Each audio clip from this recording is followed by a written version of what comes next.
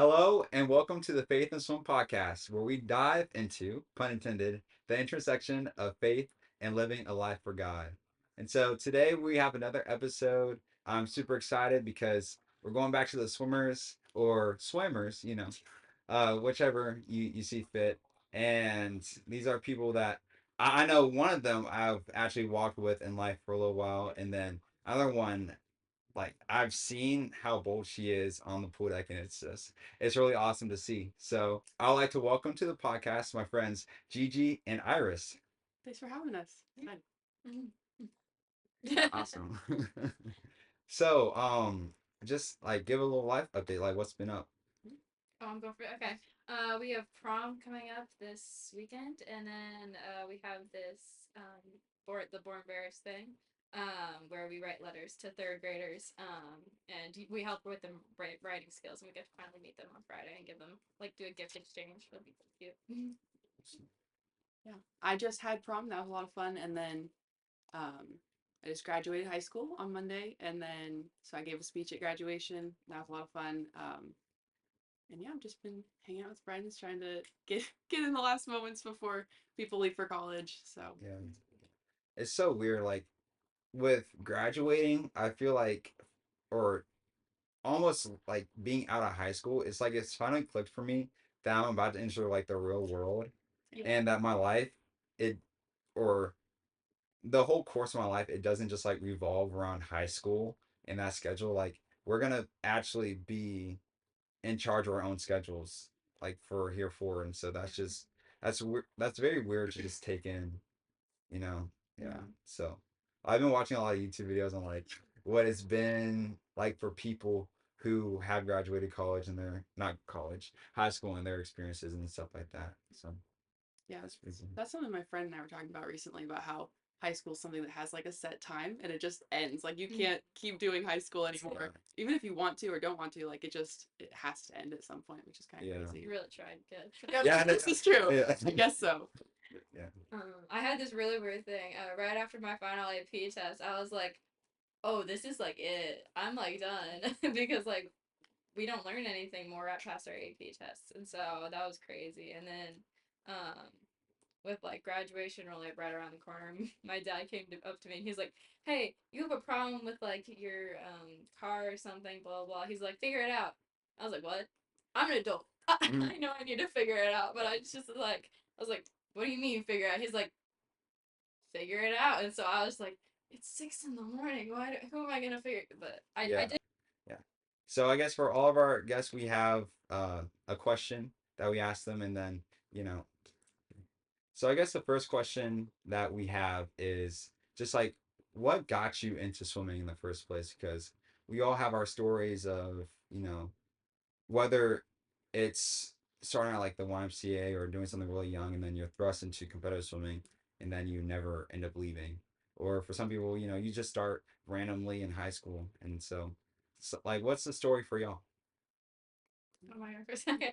Um, well, I did swim lessons with at the natatorium for a summer. And then my mom was like, so they're like, "Oh yeah, you can make the swim team now." And we didn't have pre-mac back then, so I dove off of a thing. I swam a 25 meters butterfly, stopped for a little bit, swam 25 meters freestyle, and they're like, "Congratulations!" And I was like, Oh, cool. And so they're like, yeah, she can join the swim team. So my mom just threw me in the swim team. I tried a bunch of sports before that, but my mom was like, yeah. and so uh, that was I just started doing it. And originally I was like, not really sure what was going on. Didn't know what times were. Didn't know what placing meant. Mm-hmm. It was just I was there. Um, and then for a little bit I was like, no, I'm done. And my mom was like, no, you're not. And I was like, okay. So and then I stuck with it for 10 years, and so Wow. yeah. And the funny thing with that is you dove in, you just swam a 25 butterfly straight. You were Mm-hmm. able to do that first day. No, no, no, they taught me butterfly, and then yeah, like just one day they're like, yeah, I guess it was just they had to learn how to do dive start. I was terrified to do dive start. Mm. So my mom, we had a neighbor who had a diving board and a pool, And so my mom was like, "You're gonna dive off of the diving board, the bouncy thing, Okay. and dive into the pool." And she's like, "You're gonna do it until you're not scared anymore." So I did it until I wasn't scared anymore. And then yeah, then they made me do a straight 25-meter butterfly because it was long course season at the time. It was summer, so. Mm. I remember what my dad tells me this story about how he knew that like swimming was for me. Mm-hmm. He said that just we're doing like a testing situation to like move on with the course, and everybody was supposed to start at the same time to swim a 50 there and back. And he says that the lady, she didn't even blow the whistle. Everybody was ready, and I just start like going, and I'm like just swimming there and back, and the lady's like, "What is this kid doing?" But my dad's like, "Yeah, like this dude, he's gonna be a swimmer." So that's pretty cool. How old were you then? Did you say? I think probably like 7 or 8 Okay. around then. Yeah. For me, I started swimming. I'd always loved like just swimming for fun, but then I remember one summer my brother started doing it was just like a little summer city league swim team. And so I used to live in Ohio, so there was a ton of them. And it just run like, June, July, and that's it. Um, but he did it one year and I remember sitting by the side of the pool all summer and I was like, well, this sucks. I can't even get in the pool all summer. So the next summer I tried out and I joined, so I was 10 and I just loved it immediately. And so there was a lot of fun. And then after I think 2 or 3 years of that, just in the summer, and like I did basketball and I did other things. But then I was like, I really want to keep doing this, so I joined a YMCA team. Um, I did that for a couple of years. Man, I did so many different teams and like just trying out different things for different times. And then when I moved here about 3 years ago, I joined MAC. It was my first ever club team, so it was my sophomore Mhm. year of high school, and I'd never been on a club team before. And so but yeah, I've loved it ever since I first started. Mac was a whole learning curve, Yeah. just having done like YMCA and stuff. Mhm. But no, I love swimming so much. What do you say is different from Mac and like your experience in at the YMCA? Um, well, first of all, just the size. Like the YMCA team that we had was not big. Like I think it was like 15 kids Hmm. over like age 10. Like it was crazy. Like that was it. Um, but I think just the caliber has is like so much higher with Mac and just Yeah. more quality coaching, quality facility. Like also there was an absurd amount of 25-meter pools. So I had always swam Yeah. 25-meter pools and like that's what all my times were in and like that's what I practiced in. But yeah, like um just the quality of everything with Mac I felt like was a lot higher. So you're saying that the YMCA back in Ohio had the 25 meters, or okay, so switching to yards is Yeah. a different thing. Yeah. Yeah. Okay. And then another thing about the Mac pool or just like pools in Texas, it's like literally everybody has like an Olympic sized pool. Yeah. That Like it's insane. I've never seen yeah. a pool that big. Yeah. I used to just grow up and think like, like everybody has this. And then I go see like the vast majority of like college pools and they're Mm-hmm. like some of them aren't even as I know, nearly as yeah. big. They're tiny. I went to my college, University of Iowa. Mhm. I went to theirs, and they're like, "Yeah, we have one of the second largest pools in like for schools." I'm like, "What are you talking about?" I could go to University of Florida swim camp. They have two different pools. One is short course, one is long course. Yeah. They don't have That's that crazy. giant Olympic sized swimming pool. I'm like, that's crazy. And Yeah. so, yeah. University of Iowa or Iowa State? University of Iowa. They have a huge. Yeah. So I've been over there a few times. Their pool is really nice. It's so Yeah. nice. And then when I realized they didn't have a men's team, I was like, I know. I was like, wait, there's no men's team. That's crazy. Yeah. yeah, yeah, yeah. I mean, college swimming is in like a place right now, It's going through it. Yeah, yeah. So now, like, just tell me like what was your journey through the face like? Has it been an experience that is like you were one way and then bam, like all of a sudden everything changed, or have you like grown through it and worked things out? Tell me like what is your story? You said faith, right? That's what you said. Yeah, Okay, faith so story. Yeah. for me, I grew up in the church. Like I always went to church when I was little. I put my faith in Jesus when I was 6, and I do remember making that decision. And then yeah, I've always gone to church. My parents were really strong believers. They had been raised in Christian households. And so for a long time, it was just like I just felt like church was something I did, and like it didn't mean a whole lot. For a long time, I was a Christian, and I definitely believed that like if I died, I would go to heaven, but I wasn't necessarily like living like a Christian. I wasn't living apart from it. I don't know. Yeah, It yeah. didn't mean a Living whole like a lot. kid, it Yeah, was just a thing yeah. that Yeah. was told you. Mm. But then I remember like around age 13, I really started doubting my faith and just having a lot of like just uncertainty, like not knowing really if that decision I made was real. Yeah. And like what that meant, like if I was living like that and just experiencing a lot of doubt with my faith. And so around age 14, like I struggled with that for like a solid year at least. And just not sure. But I went to a camp and it was like an apologetics camp, which was super cool.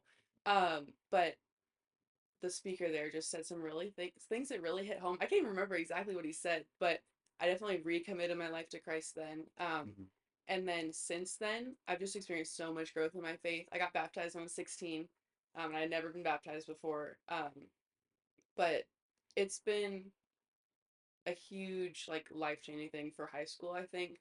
Um, and just how I treat people, how I respond to things, like, just so much more stable in life because of that faith. Um, and I've like through my faith and through church and like I've seen God give I struggled a lot with friendships too. Like I went through a period where I was so lonely and like I was like I don't even know what to do. Yeah, we talked about that. Like, Yeah, actually, yeah, yeah. Yeah. You come to Bible study. yeah. Yeah. So one of the biggest things that I felt like the Lord taught me was like I have to rely on him first because other people are gonna fail me. Mhm. Yeah. And so having him be my friend first and like relying on him and then he has really blessed me with community and people. And so, yeah, so my best friends I've met at church now in the past like 3 years, and but yeah, I feel like my faith is in a really good spot right now, and it's good. That's amazing because a lot of us, I realize, like with our testimonies, it's like it's like God takes us to a place where it's just us and Him, Mm-hmm. right? For And sure. like uh, either people distance themselves from us at the time, Yeah. or we realize that we have to like really commit to our time with the Lord, Mm-hmm. and so that can just create that separation. And I know in my life, like when I gave my life to God, that drew me to God's presence. And this is literally like what me, you, Natalia, and Amelie were talking about at Yeah. regional.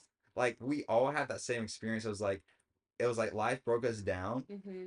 Even I Absolutely. like and God used that to bring us to his feet. And then through that we found the right people and we found that godly community and that connection with them that we've been needing. So that's I mean, I know for any viewer that feels like they're going through that period Mm-hmm. where either they feel like they're losing friends because of their faith Mm-hmm. or they are just going through a rough time, knowing that like what you said, God is our first friend is like actually just so important because it's like that connection. You can just talk to him whenever. Absolutely. Yeah, and so that was really dope. That's what So kind of a lot like ours, but I was baptized whenever I was a baby, and my mom and dad are kind of two different. My dad's Protestant, my mom's Catholic, and so I didn't go to one church. I went to two. yeah. And so we went to mass first, 9 a.m. to 10 a.m., and then we went to church. What I think it was 10:30 to 11:30. So 2 hours of church each Sunday. I was like, I don't want to do this. Yeah. Because like 6 years old, you don't want to sit still Yeah. that long. Yeah. Yeah. And so, but my parents drilled in me. I was gonna learn. And so, then I became 8, and I got my sacraments of penance and reconciliation. And so penance is we had to go to confession and talk to the priest about our sins and things we had done. And basically kind of just confess to God. Like we knew it ourselves, but it wasn't, you have to talk to God before you can accept that and forgive yourself. Maybe I think is how I'm saying that. And then Eucharist is whenever you can finally accept the bread and body of God, the body and blood. There you go.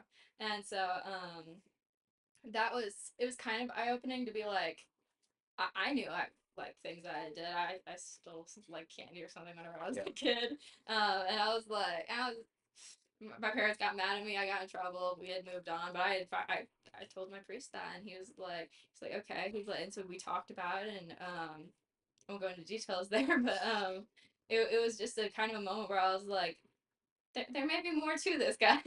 Yeah. And so then I was 13, 14 when COVID happened.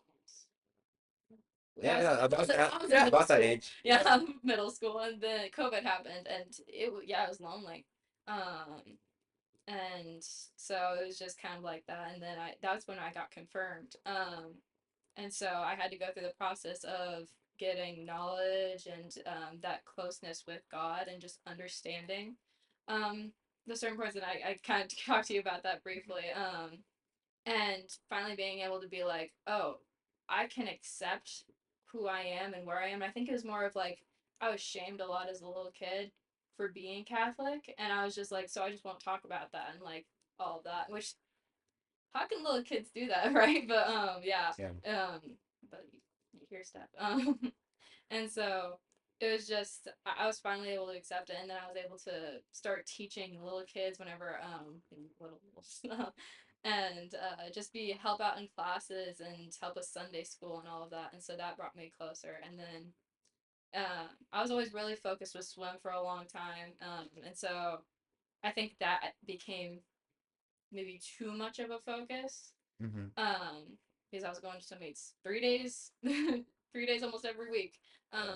And so then I got knee surgery, and I was out of the pool for 2 months, and I wasn't talking to anybody, got stuck there, and so that really made me have to refocus, and it truly I feel like I was able to fully understand God and just connect truly where I was in mass and be there in the moment because he was there for me. Like I was able to recover. No one they told me it would take a lot longer than it did, and people Mm-hmm. were telling me I wasn't gonna make it to regionals and all of that. And I was like, no, I'm gonna make it. I'm gonna make it. And Yeah.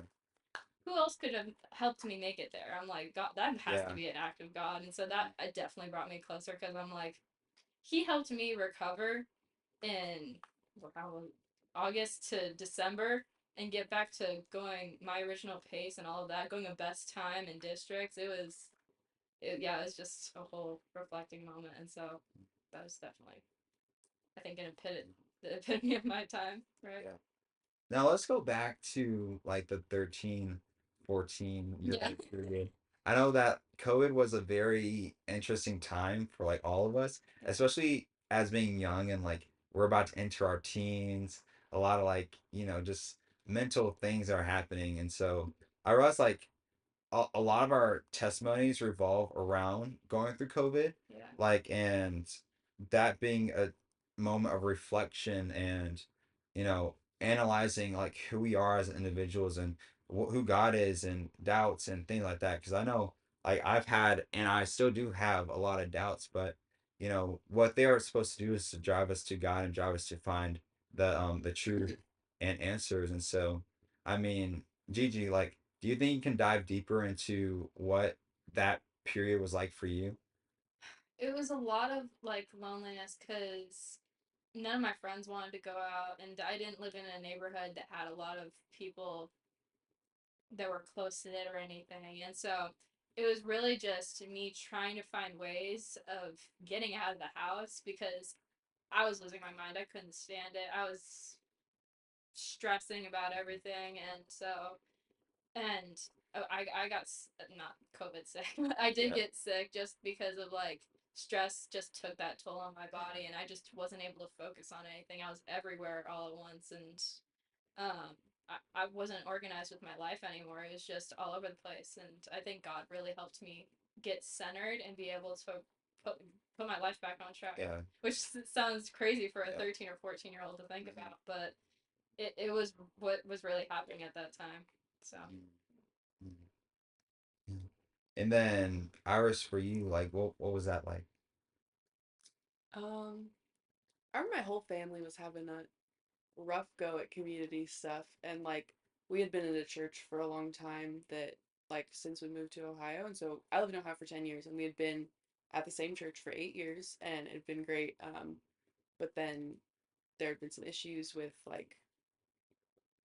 just really disrespecting my family and like not how believers should be acting towards Mm-hmm. one another, and like it was really hurtful. And so that being taken away, like, and that like stripped away so much of our community, and just people that we thought really cared about us like Mm. didn't really care that much. And then I lost a couple of close friends that just there was a lot of feeling unwanted by people, Yeah. and just like no one cared that we weren't there anymore and things like that. And so that was really hard to like feel that way. But then, like I said earlier, and like you said, like and you said like driving you toward God, Yeah. like taking away people, and like your identity isn't in how many friends you have or what people think about you. Though it hurts, it for sure Yeah. hurts. And like we're made for community and we're made to have people. Um, but it was definitely a point of like kind of hitting rock bottom with people and just like realizing that yeah, that I was should be prioritizing God way more than I was. And Um, I was actually at Danny Jones on Tuesday, and I gave a message about finding your they. The pastor at my church, youth pastor, Pastor Sly, talked about our they as people that we can go to that will always offer godly advice, always walk with us through whatever we're going through. And he uses a story about I believe he was a paralytic, the man that had friends that took him to mhm, Jesus, and they like cut out an opening in the roof yeah, because they loved him and they wanted him to experience the power of Jesus, and they wanted the best for him. And so I talked about that with the kids because like that's like they're 13 and 14. They're going through mhm, that period of life where some of their friendships may be in a lot of turmoil and they may not know what to do. And so like really finding your they, like if we had like the strong Christian community, I feel like the periods of isolation and God building us up may be very much strengthened, or mhm, we won't have to go through them so kind of like um I guess so intensely, because a lot of that period is like God deconstructing mhm, ideas about him that aren't biblical, absolutely. that aren't, yeah, like that aren't really what he truly is. And then he's building us back up on the foundation, on the rock, on the kingdom that cannot be shaken, right?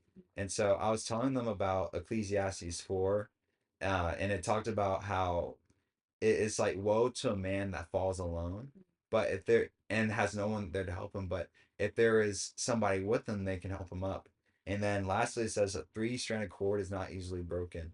And so I mean, I don't know how to explain it to y'all because y'all are in high school, y'all don't understand what strands are, but I used a demonstration with the kids. I Mhm, took some pencils and I like bent one, and I was like, this is when Satan attacks you, and you're by yourself, like you easily break. mhm, And then once you like have two pencils and you try to break it, you realize that the force, like, it's being evenly distributed because they're like helping each other, and then the Satan's attack, like they're thwarted. And then I took the three pencils and I did it, and it resisted even more. And so that's a very big kind of like demonstration of how it's so important to like find the true godly community. And that doesn't mean that like people won't fail you, because like you said, like people will. mhm, But then at the same time, like when we have those people in our lives that like truly love God and want to walk with us through life, the attacks of the devil, like now we have a team, and mhm, it's like you always have somebody to go to, and so those attacks, they get weaker and weaker. And so yeah. yeah. Yeah, I feel like something similar, like adding on to that, something I've seen for myself in like is I feel like God showed me that I need to be the kind of friend that I want to have in other people. Mm. And like that's gonna attract the right kind of people. And I think like even when I first moved here, like that was so friendships are so hard in high school, like to start as a new person. Um, but I was like, I need to be the kind of friend that I would want to have. And it took a solid like year and a half before I started finding those people. And I think like godliness attracts godliness. And so when you're living that way, it might take a while, but I think like and you're pursuing God, like he's definitely put, like you said, those people that you can rely on Yeah. in my life, which has been really neat and so thankful. Yeah. And a lot of them come like for me, they came in the most like weird ways. Yes. Like it wasn't even like some of them I didn't even have to look for them. They like came literally to me. So for one, I was on spring break in Broken Bow with my family, and I got a text from this guy that had a ministry called Brothers in Christ, and his name's Micah Speck. So shout out Micah. But he texted me and I was like, "Hey, like we have this Bible study. You don't want to come?" And at that point, I was only 15, so I was like, I never went to something like on my own. But long story short, I went, and then like it was a little hard to make friends because I was new and it was a new experience still. But I realized, and my mom even said when I got in the car, I was like so happy. I was like so extremely happy.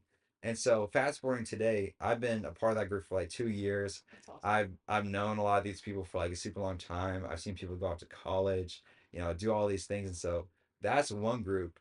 And then the second group of friends that I got was when I really started getting on fire for God my junior year, and my friend Jaden DeLeon, he was like, "Hey, I know this dude at my school that's just like you," and I was like, "Well, give me his number. I'm gonna text him." And so that's how I met Garrett Anderson. Shout out Garrett. Shout out Jaden DeLeon, and like that we just hit it off like immediately.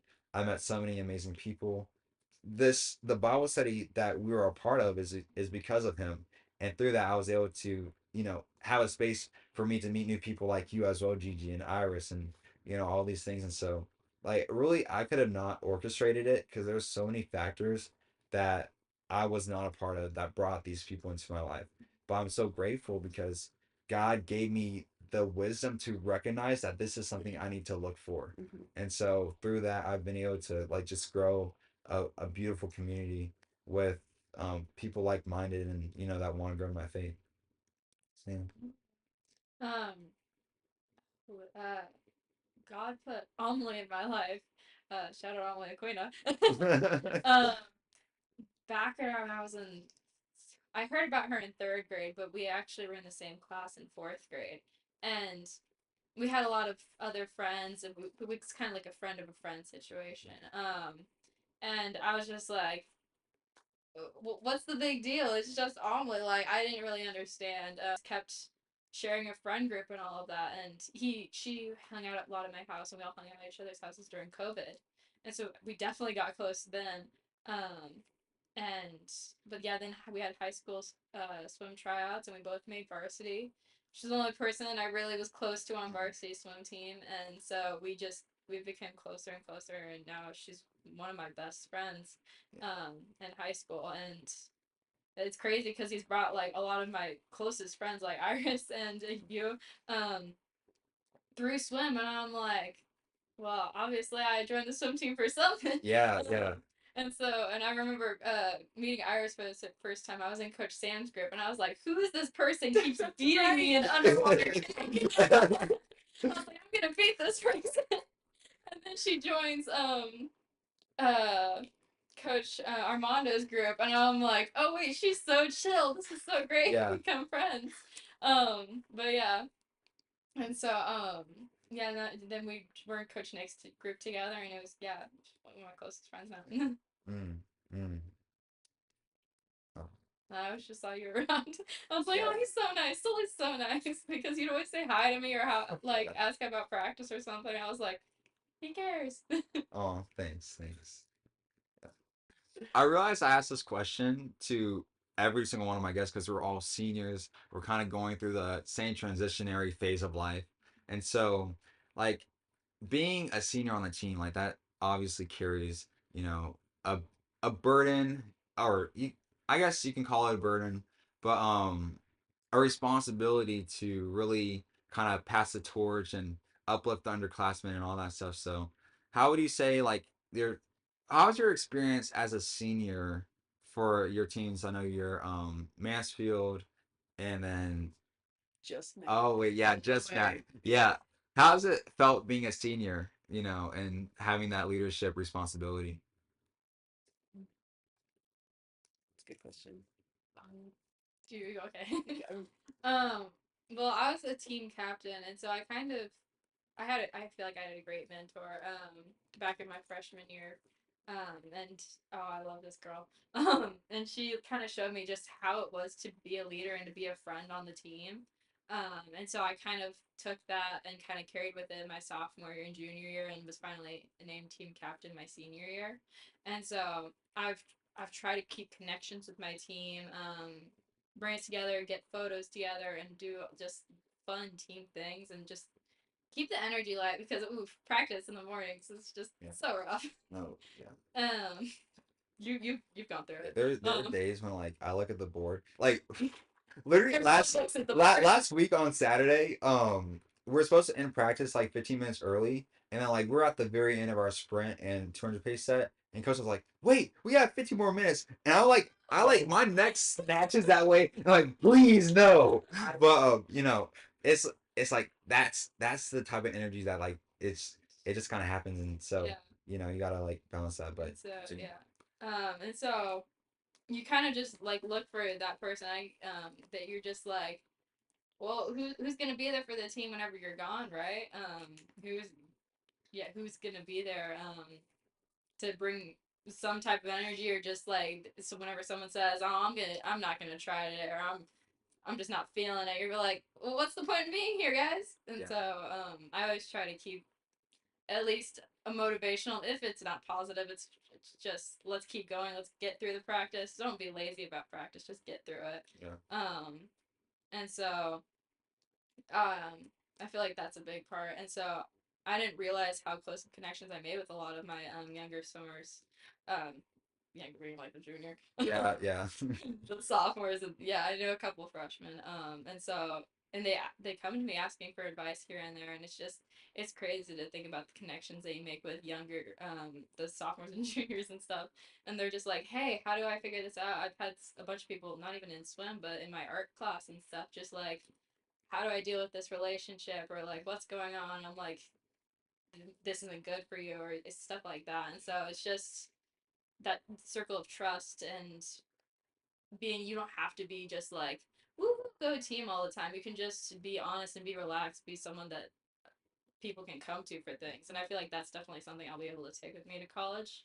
It's just, don't get it up in people's faces, just be there. Being there for people is just so important. Yeah.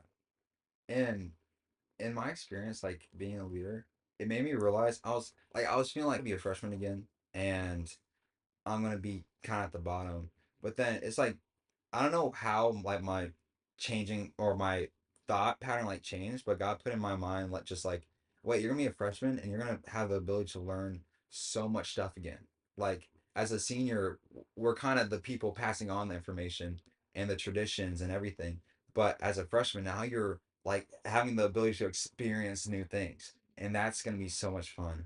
And so, yeah, like we're gonna be in the shoes of the people that we talk to Yeah. again, but it'll be a amazing experience. I think from like with Mac, it's a little different because like it doesn't have the same high school team.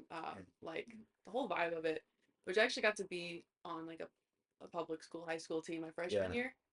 In Ohio, they let the homeschoolers be on public school teams, which we tried here and we were bothered. They said no. But anyway, um, with Mac, I feel like the biggest thing I tried to do was just have the general like positivity, and that sounds kind of surfacey, but like yeah, but just even being like, especially being Christian too, and it's not a Christian club team, and like there are teams that are Christian based, but just trying, the verse is like, they will know you by your fruit, and like wanting to like embody that, and so like being positive, like one of the things, like where is that verse in Philippians, it talks about like, do not grumble or complain about anything, and like that sets you apart from the that's world. good. That's good. But like he says like that not grumbling and complaining makes you be a light in a crooked and twisted generation. And that has really stuck with me as being a leader. And like just don't like not complaining, because that sets you apart, and just instead turning it around and having that positive attitude towards hard things. And then also just trying to make sure people feel seen, because I know that's something I lacked a lot. And just like saying hi to everyone, just offering the smile to people. And then yeah, just trying to be encouraging when people are feeling down on themselves. And swim is a very like it's all on you, you know, and so it's really easy to get down on yourself. So definitely trying to be a positive voice towards like we all have rough practices, we all have rough meets, Yeah.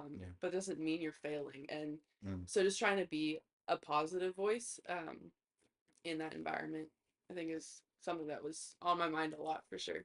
That's so good. That's so good. Yeah, complaining is so easy for one. Absolutely. Yeah, and then also you said, I gotta remember this because I had something really good. What do you say again? I gotta get reminded. Just like cliff notes of like Cliff notes. after The verse. Do not complain from Philippians, and then shoot, what did I say? dang. I kind of get what you're saying because you hear those people complain in practice and you're Yeah. just like, no, we got to keep our eye on the prize sort of Yeah. thing. Like they'll know you by your fruit. Yeah. Sing. Oh, Yeah. what I was gonna say is like I realized I remember when I was a freshman like none of the seniors talked to me like I didn't care like what you were if you were a senior like you were cool and I wanted to be like you and now like being a yeah being a senior now and I might clip this out because it does get a little bit too far into the talking about other people thing. But seeing other athletes not pass that down and like kind of do the same thing, it's like, do you not remember how you felt back then? Like the loneliness? Like I I want to be able to give that to people. Mhm. And when we neglect that obligation, it it's like we can go higher, we can become a more connected group, or we can become less connected. And it's like, we're kind of failing the younger athletes because of that. Yeah, yeah. But that's what you reminded me of, and man, like that's why like I'm so happy that we have Christians on our team showing up because it just makes a team a better environment just in general, like in general, on top of like being able to show the light of Christ. But yeah, that's really good. Yeah. And one thing you shared with you talking about being a senior in leadership is your art. And I forgot about your art. So like just tell us a little bit about that. Like kind of like what I mean, if let me ask some specific questions. Like what got you into it and what do you love about it? Oh, okay. So I just needed an art credit originally because I used to do theater. Which, yeah, Yeah. I was a theater kid back in like seventh and eighth grade. I thought it was great. The people were great Mhm. originally. And so that was just a good moment in my life. They had a good energy and they were happy all the time. I was like, hey, I'm down with being a happy girl. And so, but yeah, and so I was like, but I liked drawing. I've always liked drawing, and just did it on the side a lot. But I just stopped doing it in college, Yeah. high school. And so, I started again sophomore year because I had an art credit that I needed to fill, and my art teacher told me, she's like, "Hey, this piece can probably make it to VASE, which is like our district's Uh-huh. competition." And I was like, "Oh, really?" She's like, "Yeah, we can just throw it in there." And she's like, "That and another piece," and I was like, "Okay, great." And I got it's on a scale of I think like either 0 or 1. I'm not sure. I think it's a 1 to 4, and fours get considered for state. Mhm. And so I got a 4 on both of my pieces. Wow. Yeah. And one of them was a perfect score. I didn't go to state. I have never gone to state, but yeah. Um, but it was yeah. It was like it was a moment. I was like, oh wait. I could do this again, and so I did pre-AP art my junior year, and that was it was a struggle. I'd say I was like I thought I was good going into that class, and a bunch of the other people because it's not your art one class. Everyone takes that just to fulfill an art credit, but it was an art two class, and these people wanted to be there, and these people were good. Yeah. And I was like, oh, I'm not this good, and it was kind of a struggle for me because it was just like I was testing a bunch of new stuff. I want to get good at different mediums and stuff because I was just down with the paper pencil. I was down with that for years. I was Yeah. like, we'll just go with that. And so now I tried a bunch of new stuff and I figured out what I was comfortable with. And then I went into AP Art 4, and you had to do an inquiry. What was your all five of your pieces going to be about for your AP final, and what led you to that sort of thing. And so I really just wanted to get kind of connected with myself because I was like junior.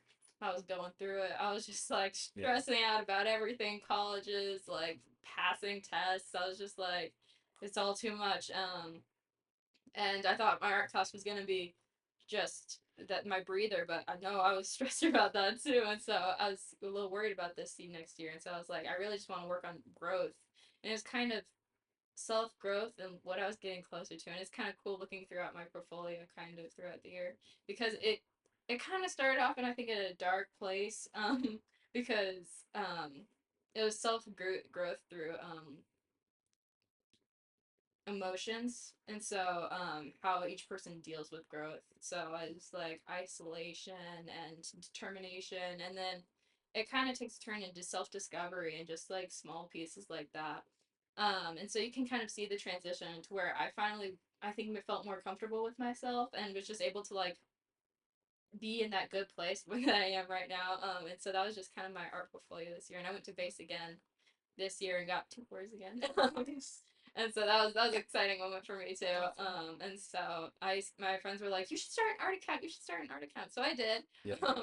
And so that's been really fulfilling too. That I like because I get to post all the time about my updates and all that. And I don't know if anyone else likes seeing it or not. I like posting. I like it. Yeah. And so it's just it's fun times. Mhm. So yeah, it's more for me than I guess anybody else. But I'm like I just like doing it. That's actually cool that you said that. It's more for me Mm-hmm. because like oftentimes it's so easy to perform and like look for the likes and everything. Yeah. I know that like with the podcast, that's a trap that I'm like trying so hard not to fall into. But like when we create, like that's a gift God gave us. Like in the beginning, he he called man to cultivate the land and to multiply and to do all these things. And so we all have that inborn desire to create. And so it's a part of our like self-fulfillment being able to do our calling. And so I love seeing the stuff because it's authentically you, so Yeah. that's really dope. Yeah, I think it was a long time because I didn't want to post about my art because I was like, oh, it's just not good because I mean like all the other people in my class, my one of my closest friends, Sarah, she she's phenomenal. She got a congressional nomination for one of her art pieces. gosh, She's one of my that's closest friends. Yeah, that piece is in the Congress right now. Yeah, so cool. it's crazy. It's a great piece. Yeah, go check it out, guys. She has an art account too. But yeah, it was just like wow. But then I was just people. She was telling me, and a bunch of my other friends in my art class were telling me, Gigi, make an art account. Just do it. And I was like, no one wants to see that. But then my other friends were like, yeah, they do. And so I finally just made it, and it's just like I'm so okay with posting, and it's just it feels good because I'm like, oh yeah, I have 12, 24 followers, whatever. Yeah. I don't care. I'm like, it just makes me happy, and so I love that because hopefully I'll be able to continue doing like small drawings and stuff in college. So yeah. That's awesome. And we'll try to link your account, and then if your friend wants to as well, if we have I got her, yeah. so well, this has been an amazing episode. Like I literally said it's like on the last one, so many nuggets of truth, but like literally it's so true. Like y'all have such unique stories and beautiful stories and are, moving to different teams and just the unique experiences. But now we're getting to the rapid fire round. And so you just got to say whatever's first on your mind and we'll just go from there. So, favorite hype song? You go there. It's called Rookie in a Vet. I can't remember who it's by though. It's a Christian rap song, but Interesting. I cannot remember what it's called. I Yeah. wrote it. To be honest. TV off Kendrick Lamar. Okay. Uh, favorite event. Favorite event. Tuner free. That's interesting. That's what everyone tells me. Either to fly or 1,000 free. Mm. Um. I should say that and then say 1,000. Sorry, go ahead. Well, you said 1,000. You said 1,000. Gigi. 200 flies. Okay. Okay. Which is worse, the 4 a.m. or the mile? I've never swum either. Wow. I don't like breaststroke, so 400 I am. Okay. Not kidding. Favorite swimmer of all time, in your opinion? Missy Franklin. It's gotta be That's a Ledecky. good one. That, It's that, gotta be those are Ledecky. two really, really, really good picks. Ledecky's been my role model Yeah. since I was 10 or 11. And she also literally just broke a world, Exactly. which is insane. Like she has you're, what 19 or 20 records. I don't Yeah. remember. Wow. Yeah, she has the Yeah. top 20 records. I love it. yeah, I'm so happy for her. I just finished reading her book too, so like seeing Oh that my happen I'm right searching after. for it. Do you want it? I can give it to you after. Really? Yeah, you can just yeah, and then just give it after me. Okay. But let's see. What was the last one? Dang, Logan already knew the question, so he was able to help me out. But do you remember? Do you remember? No, I don't. Okay. I was the host. Oh, oh. If you could have a superpower, which one would it be? I asked my third grader this. Um, invisibility. Hmm. I don't think that's. You're gonna be surprised. That's what Logan said. And I realized like if you can breathe underwater, you don't get that like fatigue of doing underwater. So you can do that like essentially endlessly until Yeah. like your muscles tire not from lack of oxygen but from that. So that'll make you like absolutely incredible. So it would just be like gills because. I could live with gills. Okay. Where would they be? Well, I guess it's a pretty obvious location. Like here. Where would they be? No, the gills would be right here. Oh. Yeah. So I was thinking. Okay. I'm not that good with like fish stuff. So. I don't know Yeah. either. Okay. And then the final question is really like if you had a chance to speak to younger athletes and give them something that you wish you knew when you were their age, well, what do you tell them? You can take some time on this one.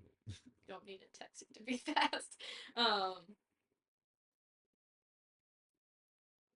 Oh, don't worry about getting first. That's what I know. That's like such a dumb thing to say, but swimming is all about, I think, self improvement and just being able to be fulfilled with what you've done and not what everyone else did. Because you're working for your time. You're gonna go to a meet regardless of what other people do. Like if it's sectionals or something like that, you made that time. You're gonna get there. So your place doesn't matter in that case.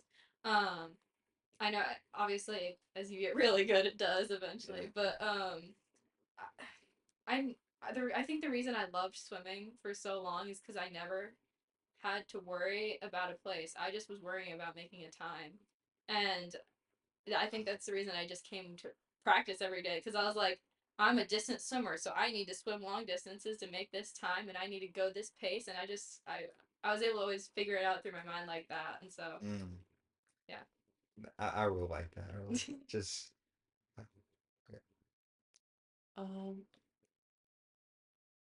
think if I'd tell a younger self something, I'd probably say, like, it's worth it to pursue like excellence in what you do, but you can't put your identity in how you perform. Yeah. And so I'm a big perfectionist, so I was like I have to do well, and I think junior year I stressed myself out a lot, and I didn't perform as well as I would have liked to. And so like still pursuing that and like still trying to be your best, but like still try to do your best, but like just saying like I'm gonna give it my all, but if it doesn't happen, my identity isn't in this sport, and my identity isn't in how fast I go. And so just like giving God glory for every opportunity that you get to race and practice because it is a gift and not everyone gets to do it or has the ability to. So yeah, definitely keep pursuing excellence, but don't worry if it doesn't like if you don't perform as well as you'd like to. Yeah, that's awesome. So that's a wrap. Thank you so much for joining us. And I guess we got to end off with a prayer just to, really set the tone for whatever else you're gonna be doing throughout the day because we don't just come on here and then leave and then we're somebody else, but we walk with God and that's what we've all experienced. So yeah. Lord, thank you so much for this day. Thank you for bringing me, Gigi, and Iris together for a beautiful conversation. I pray that as much as it blessed me, may it bless the viewer, I pray that we may all just bear that fruit, Lord. Help us to, not complain, Lord, but see everything as an opportunity to grow, God. So I thank you so much for this day, and I love you, and I thank you in Jesus' name. I pray. Amen. Mhm.